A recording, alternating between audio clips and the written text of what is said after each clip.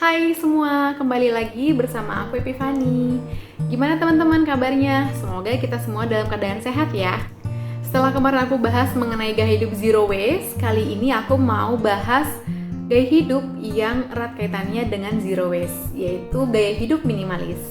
Mungkin untuk teman-teman sebagian sudah ada yang pernah dengar untuk gaya hidup ini, tapi ada juga mungkin yang baru tahu ya, atau baru dengar. Jadi gaya hidup minimalis itu adalah gaya hidup berkesadaran atau gaya hidup berkecukupan. Jadi tidak berlebihan. Jadi kalau bisa dibilang gaya hidup berkesadaran itu adalah sadar akan apa yang dia butuhkan, bukan apa yang dia inginkan.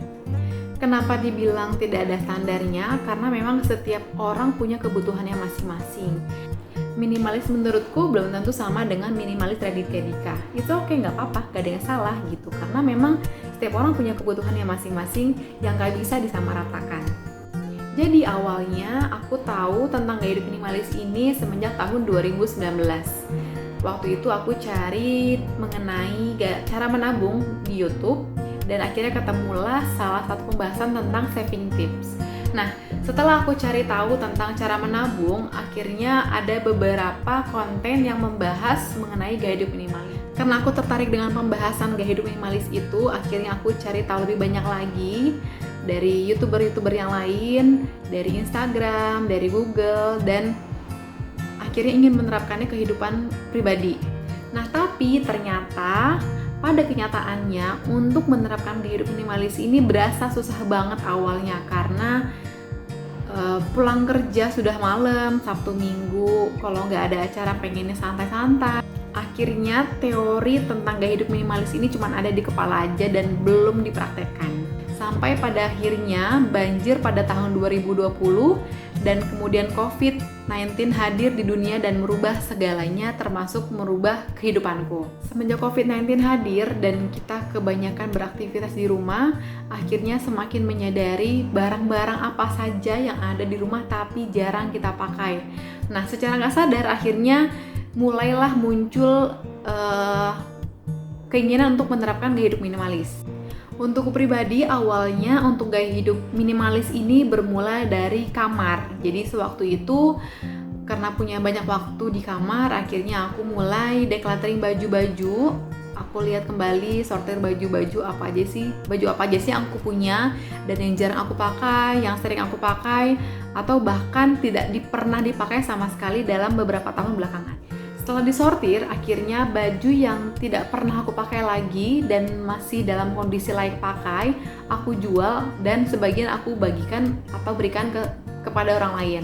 Untuk baju-baju yang akan aku jual, aku biasanya jualnya lewat carousel. Jadi selama 4 tahun belakangan, aku memang pakai akun ini untuk menjual barang-barang bekas aku. Kebanyakan orang yang baru memulai gaya hidup minimalis ini biasanya memulai decluttering dari lemari. Kenapa? Karena pakaian adalah barang yang akan kita pakai setiap hari. Jadi kita lebih tahu barang mana aja sih atau baju mana aja sih yang akan sering kita pakai atau sudah jarang banget kita pakai. Nah, dimulai dari situ kita baru beralih ke yang lain. Baiknya untuk decluttering memang dimulai secara perlahan-lahan, tidak perlu terburu-buru karena semua berproses saja. Karena kalau tidak berproses biasanya yang menggebu-gebu terkadang menjual terlalu banyak atau membuang terlalu banyak yang akhirnya suatu saat membutuhkan dan harus membeli lagi. Dari decluttering lemari ini, manfaat yang aku dapatkan itu adalah yang pertama, lebih cepat dalam memilih baju. Yang kedua, lemari lebih rapi karena tidak banyak tumpukan-tumpukan baju. Kemudian, ruang kosong membuat pikiran lebih plong. Selain beberapa manfaat tadi, yang terakhir adalah mendapat keuntungan dari baju yang aku jual di carousel.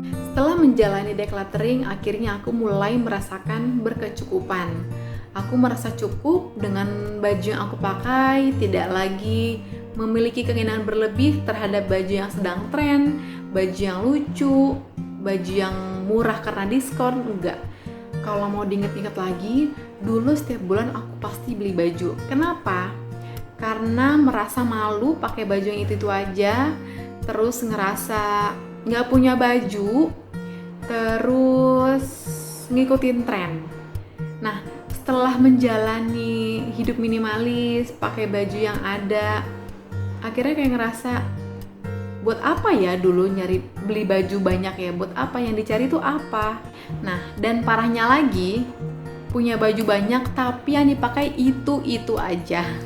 Beli baju baru, tapi yang dipakai itu aja. Uang tabungan habis, bener-bener hidup tuh kayak nggak punya tujuan banget ya. Jadi sekarang kalau lagi jalan-jalan ke mall, lagi jalan-jalan ke tempat perbelanjaan, ada baju diskon besar yang harganya dari 100.000 jadi 50.000 atau dari 200.000 jadi 100.000. Bukannya untung 100.000 kalau kita beli, tapi jadi rugi 100.000. Sebenarnya selain berbicara mengenai baju, pakaian, banyak banget hal-hal yang perlu kita declutter dalam hidup kita, dalam keseharian kita, entah itu dari memori di handphone, terus kemudian sepatu, tas, barang-barang di rumah, barang-barang di kamar mandi, skincare, dan lain-lain.